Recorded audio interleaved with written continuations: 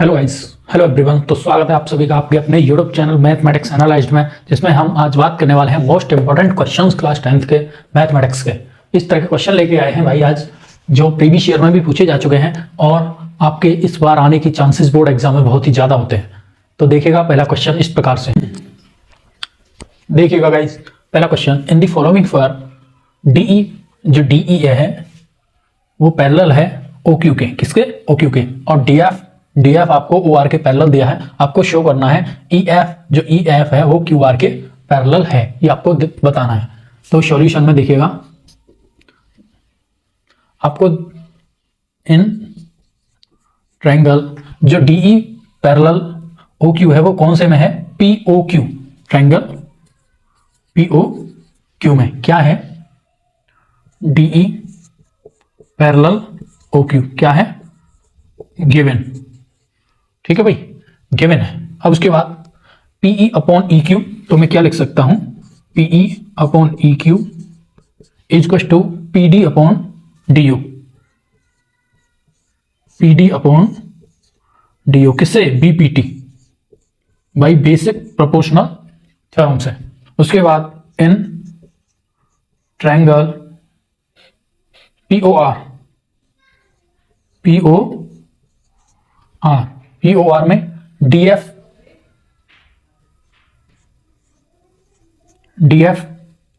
Parallel OR क्या है? Given है आपको। इस ट्रायंगल में क्या गिवन है? D F parallel OR.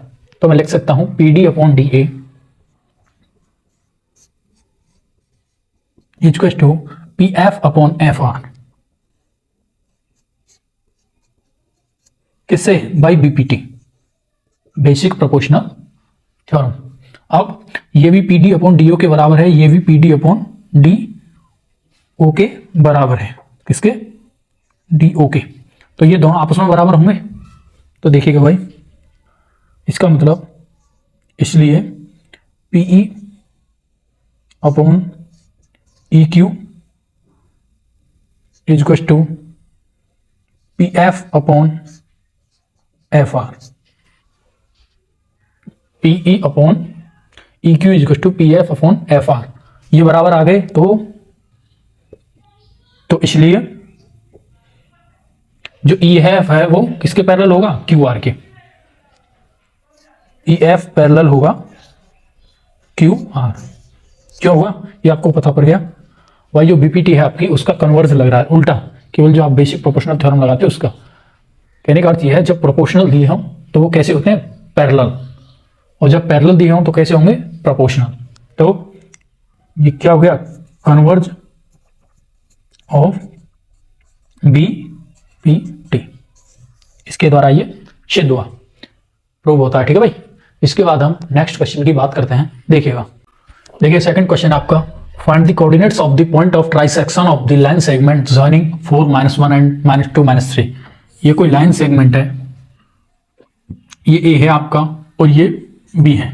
इसके जो कोऑर्डिनेट्स दिए हैं वो आपके दिए हैं 4, -1, ये आपके दिए हैं -2, -3। अब देखिएगा, ट्राई सेक्शन है, कहने का मतलब ये है, यहां कोई पॉइंट है P और यहां कोई पॉइंट है Q। अब AP बराबर PQ बराबर क्या है? QB के। ये तीनों की डिस्टेंस कितनी है? बराबर है। ट्राई सेक्शन हुआ भाई, 3 बराबर बराबर भागों में बांट दिया। उसके बाद इसके जो कोऑर्डिनेट्स हैं वो हैं x1, y1, इसके होंगे x2, y2, ये आपके कोऑर्डिनेट्स हो गए। अब देखिएगा, इससे आगे अगर हम करते हैं तो सिंपली ये आपका हो गया। अगर मैं P की बात करूं तो P इस AB को किस तरह डिवाइड करता है? P divides AB in ratio 1:2 में, इधर 2 इधर 1:2 में करता है। अगर मैं बात करूं Q की, Q डिवाइड्स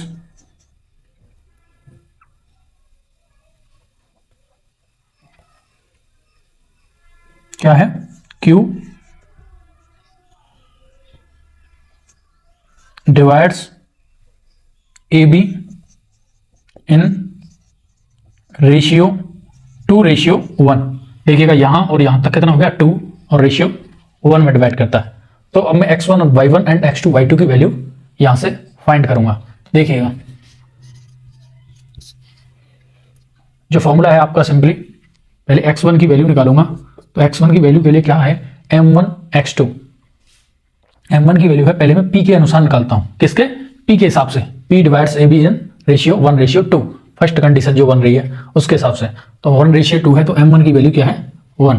तो 1 into x2 -2 plus 2 into 4 upon 1 plus 2।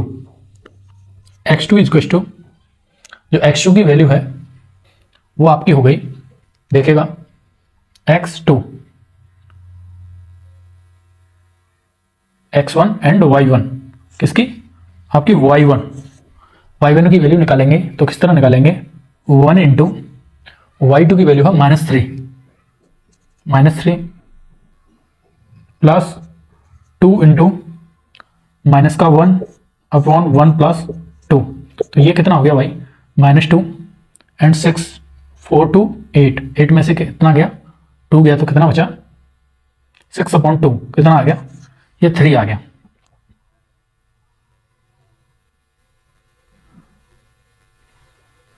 ये कितना आ गया भाई 2 4 2 8 में से 2 गया 6 में 3 का डिवाइड कर दिया तो 2 आ गया। x1 की वैल्यू 2 एंड y1 की निकालेंगे -3। ये कितना हुआ -2 कितना हो गया -5। तो -5/3। उसके बाद x2 की वैल्यू निकालिएगा। x2 is equal to m1 की वैल्यू देखिएगा q से निकालेंगे अब x1 और x2 एंड y2 की वैल्यू। तो ये 2:1 में डिवाइड करता है तो m1 की वैल्यू आपकी 2 हो गई। तो इस प्रकार देखिएगा 2 इंटू x1 की वैल्यू -2 प्लस 1 इंटू 4/2 प्लस 1 और y2 की वैल्यू जो आएगी आपकी वो आएगी 2 इंटू y2 कितनी है -3 प्लस 1 इंटू -1 अपॉन 2 प्लस 1 कितना हो गया 2 2 4 माइनस का प्लस का ये कितना हो गया 0 और ये कितना हो जाएगा भाई -3 2 6 -6 एंड -1 कितना हो गया -7/3। तो जो कोऑर्डिनेट्स आ गए वो आ गए आपके 2, -5/3 एंड जो p के और q के जो कोऑर्डिनेट्स हुए वो हुए 0, -7/3। सिंपली इस तरह का क्वेश्चन पूछ लिया जाता है, कई बार एग्जाम में पूछा गया है, तो बहुत ही अच्छा क्वेश्चन था। इसके बाद थर्ड क्वेश्चन की बात करते हैं। देखिएगा देखिए भाई तीसरा क्वेश्चन है वो ट्रिग्नोमेट्री से आपको प्रूव करना है cosec square cosec theta minus cot square का whole square theta is equal to 1 minus cos theta upon 1 plus cos theta. ये आपको प्रूव करना है। एलएचएस किसके बराबर करना है आरएचएस के बराबर करना है। तो देखिएगा सॉल्यूशन। सबसे पहले मैं एलएचएस को लेता हूँ। एलएचएस जो है वो है आपका cosec square cosec theta minus cot theta का होल स्क्वायर। देखिएगा कोशिश सबसे पहले इस तरह के क्वेश्चन में ये कीजिएगा, अगर आपको इधर जो आरएचएस है वो साइन कॉस में लाना है तो सबसे पहले जो कोसेक कॉट जो भी है आपको साइन कॉस में चेंज कीजिए उसे। तो इसे लिख सकता हूं मैं 1/sin थीटा माइनस इसे लिख सकता हूं cos theta upon sin theta का होल स्क्वायर। उसके बाद आपका 1 माइनस cos थीटा का होल स्क्वायर अपॉन क्या है sin स्क्वायर थीटा। ये उतना हो गया। अब उसके बाद बात करें sin थीटा, इसका एलसीएम आ गया 1 माइनस cos थीटा हो गया। अब स्क्वायर है तो स्क्वायर लगा दिया। अब ये 1 माइनस cos थीटा है तो 1 minus cos theta into 1 minus cos theta. इसे मैं इस तरह लिख सकता हूं भाई, देख लीजिए सिंपली ऐसे लिख सकता हूं। अब साइन स्क्वायर थीटा को मैं लिख सकता हूं 1 माइनस cos स्क्वायर थीटा। देखिए आपको स्टेप बाय स्टेप चलना है और सिंपली बहुत ही आसान होते हैं इस तरह के क्वेश्चन। अब 1 minus cos theta and 1 plus cos theta 1 minus cos theta and 1 plus cos theta upon 1 minus cos square theta का क्या हो गया आपका 1 plus cos theta and 1 minus cos theta. 1 plus cos theta से 1 प्लस कॉस थीटा,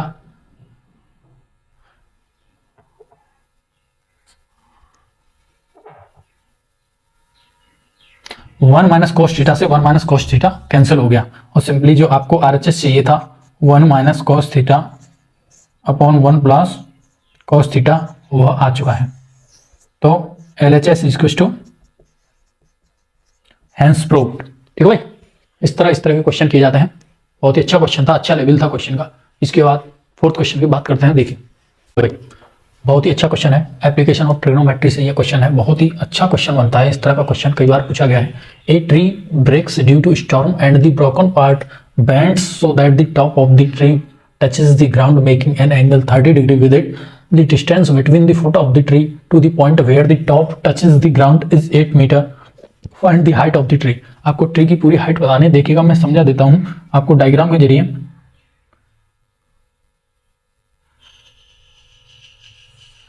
ये कोई पेड़ है, अब ये यहां से ऊपर वाला ये टूट जाता है किसी तूफान आंधी के कारण, और जहां पे ये टूट के गिरता है, जिसका ये टॉप पॉइंट है, वो ग्राउंड से 30 डिग्री का एंगल बनाता है। उसके बाद बताया है कि जो ट्री और जो जहां पे टच होगा है ये पॉइंट, इसका टॉप पॉइंट, उसकी जो डिस्टेंस है वो आपको दी है। ये है आपकी A, ये B और ये C, ये है A डैश जो टूट के गिरा है। अब ये आपको दी है 8 मीटर। अब आपको इसकी टोटल डिस्टेंस बतानी है, तो देखिएगा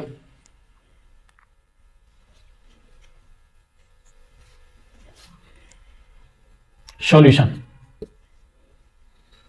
BC upon A dash C,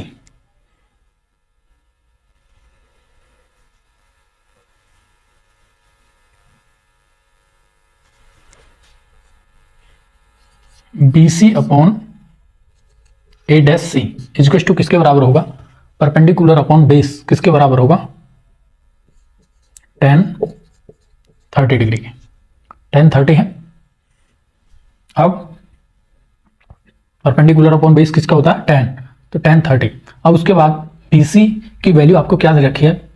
कुछ नहीं दे रखी। BC A डैश C की वैल्यू आपकी 8 है। उसके बाद tan 30 की वैल्यू है 1/√3। अब 1/√3 इसका मल्टीप्लाई कीजिए तो ये आपका आने वाला है BC इक्वल टू 8/√3 इंटू √3/√3। तो कितना हो जाएगा भाई? सिंपली 3, ये हो गया।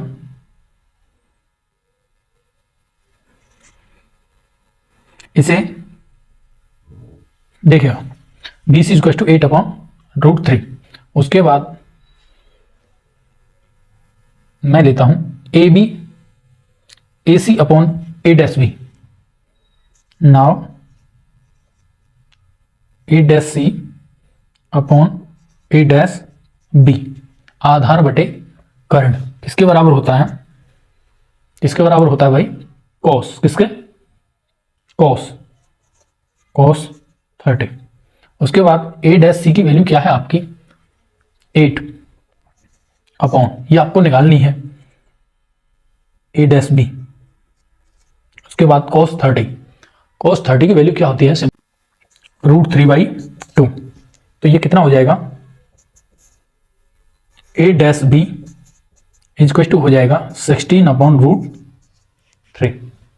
अब मुझे BC की वैल्यू फाइंड कर ली मैंने। अब मैंने A डैश B की वैल्यू भी फाइंड कर ली। ये जो टोटल लेंथ होगी वो किसके बराबर होगी? AC के बराबर। किसके बराबर होगी? AC के बराबर। तो we know AC equal to BC plus A dash B। ये और ये टोटल लेंथ किसके बराबर होगी? AC के।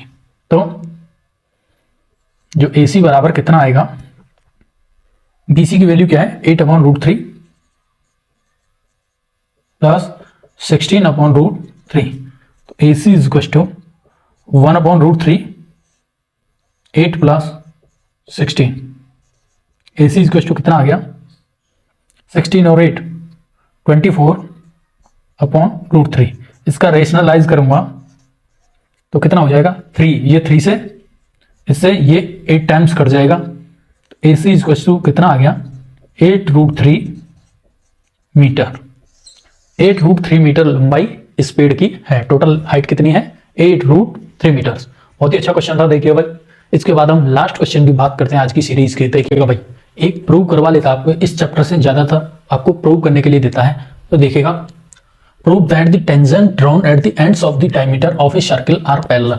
आपको बताना है कोई सर्किल है, इस तरह कोई सर्किल है, ये इसका क्या है, ये कोई डायमीटर है और इससे कोई दो इस तरह टेंजेंट लाइंस हैं। उसके बाद आपको बताना है क्या ये दोनों आपस में क्या है पैरेलल। ये P Q है, ये आपका R S है। अब ये आपका PQ ये RS हो गया। उसके बाद ये आपका A मान लिया मैंने, ये B नाम दे दिया, ये आपका सेंटर है O। तो देखिएगा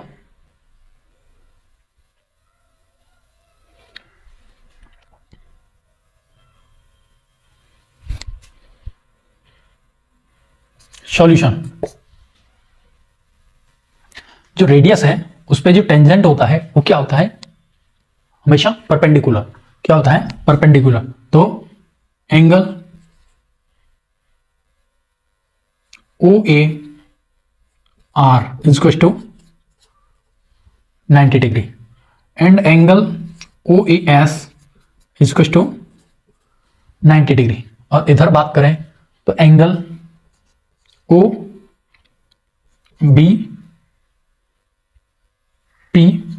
is equal to 90 degree and angle OBQ is equal to 90 degree.